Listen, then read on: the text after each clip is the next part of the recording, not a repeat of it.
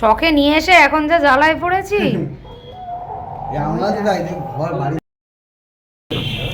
এটা নিয়ে যাচ্ছি।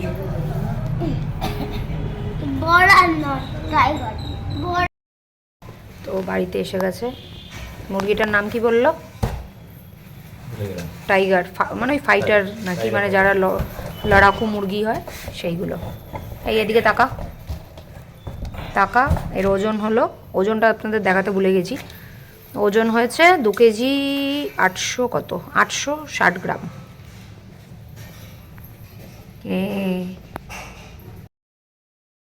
আগের দিন যেটা দেখালাম নিয়ে আসা হয়েছিল, ওইটা আমায় খুব জোর ডানা দিয়ে মেরেছে। আমি হাত ডানা ছাড়লেই দাপড়াচ্ছে, বিশাল ওয়েট। অনেকক্ষণ ধরে কোলে নিয়ে রেখেছি। তো এখন এটাকে কাটাকুটি হবে, পরিষ্কার হবে। তো চলুন দেখতে থাকুন কীভাবে বানাবো।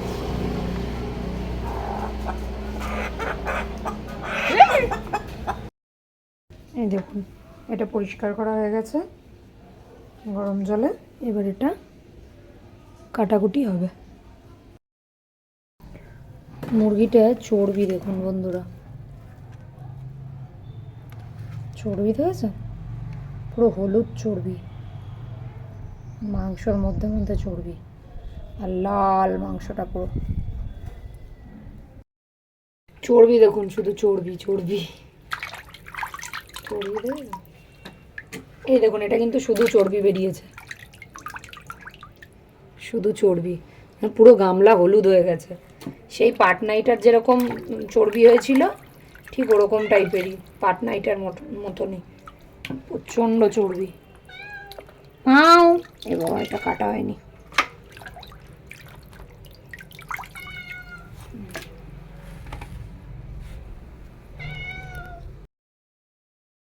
এখানে নিয়ে নিয়েছি আলু, পেঁয়াজ, আদা, রসুন, শুকনো লঙ্কা, এগুলো এখন সব কাটাকাটি করব। আর এদিকে আমার মাংস সব ধোয়া হয়ে গেছে।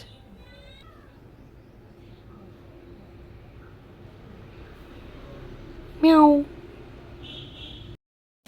আমার এখানে মাংস সম্পূর্ণ ধুয়ে কমপ্লিট। এখানে দিয়ে কড়া বসিয়ে দিয়েছি। এবার দিয়ে দেবো তেল। আমি কিন্তু আজকে একদম অল্প তেল দেবো, অল্প তেল দেবো, কারণ কি আমার এখানে যা চর্বি আছে ওই চর্বি দুটোকে গলিয়ে চর্বি দুটো দিয়েই আমি রান্না করব। আমি দেখুন যা তেল দিয়েছি, কতটুকু হবে, মানে 3 থেকে 4 চামচ তেল। এই তেলের মধ্যে ওই চর্বি দুটো গলিয়ে নেব। এবার দিয়ে দেবো, তেল গরম হয়ে গেছে, পেঁয়াজ কুচি।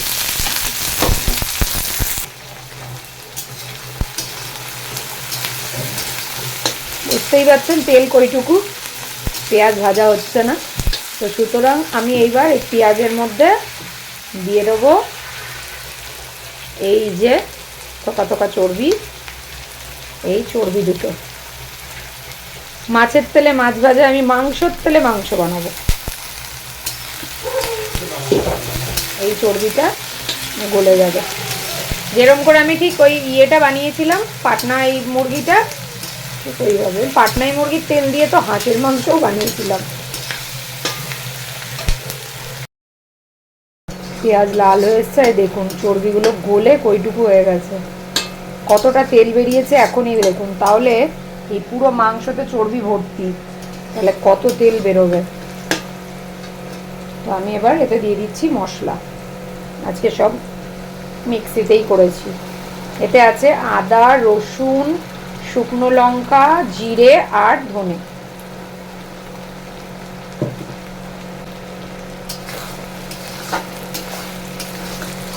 ভেবেছিলাম আজকে এটা কাঠের জালে করার ইচ্ছে ছিল, কিন্তু বাইরে এত রোদ আর ভালো গরম পড়ে গেছে, যার জন্য দিনের বেলায় যেহেতু বাইরে করতে পারলাম না, তাই ভেতরেই করছি। এর মধ্যে 2-1 দিনের মধ্যেই আপনাদের আবার আমি কাঠের জালের ভিডিও দেখাবো। এবার এতে দেবো পরিমাণ অনুযায়ী নুন, হলুদ।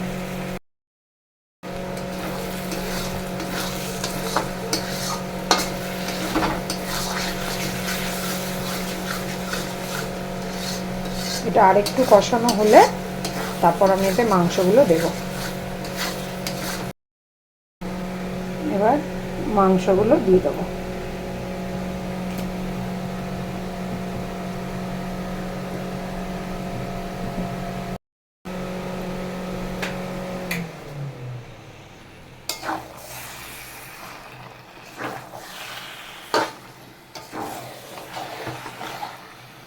এই মুরগিটা কিন্তু আমরা প্রথমবার খাচ্ছি, মানে এই ফাইটার, জানি না কীরকম, মানে স্বাদ তো বললো খুব ভালো হবে, কিন্তু এর কতক্ষণ মানে এটাকে সেদ্ধ করতে হবে সেটা আমার আইডিয়া নেই, কারণ কখনো খাইনি। যেমনি পাটনাইটা অনেকক্ষণ সেদ্ধ করতে হয়, অনেক টাইম লাগে রান্না হতে, কিন্তু এটা আইডিয়া নেই। এটা দেখা যাক।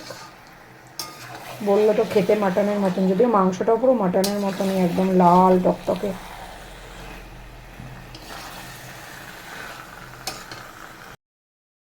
এবার এতে আমি আলুগুলো দিয়ে দিচ্ছি। না, এই নতুন আলু এর সাথেই দিয়ে দিচ্ছি, রিস্ক নিয়ে লাভ নেই। বাই চান্স যদি মাংস, যদিও হাড় যা শক্ত খাসির মাংসের মতন, সেদ্ধ হতে তো প্রচুর টাইম লাগবে। এতে দিয়ে দিচ্ছি টমেটো, ছোটো ছোটো টমেটো, খুব ছোটো না, মোটামুটি ছোটো, দেশি টমেটো তো। টমেটোগুলো দিয়ে দিলাম। আমার মোটামুটি কষানো হয়ে এসছে, মাংস কষানো হয়ে গেছে, মোটামুটি 1 ঘন্টার কাছাকাছি হয়ে গেল মাংস কষাচ্ছি। তো জল দিয়ে দিলাম, এতে আরও পরিমাণ মতো জল দিয়ে আমি চাপা দিয়ে দেবো।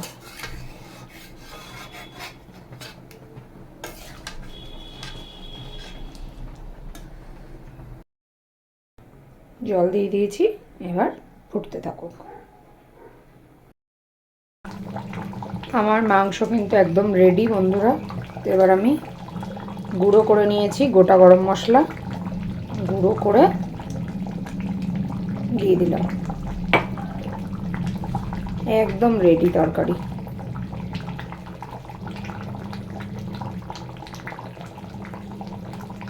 তো চলুন এবার দেখা হচ্ছে খাওয়ার পাতে।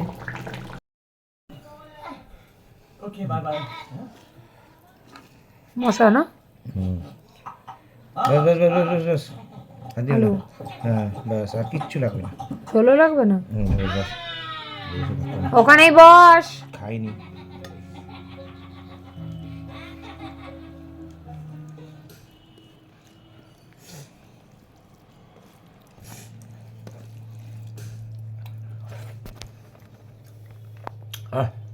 A1 খাসির মাংস।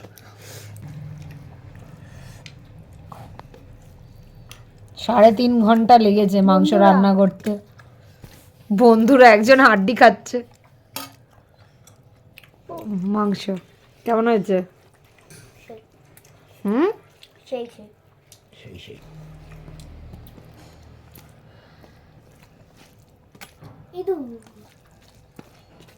ভালো হয়েছে? হ্যাঁ, সত্যি ভালো আছে।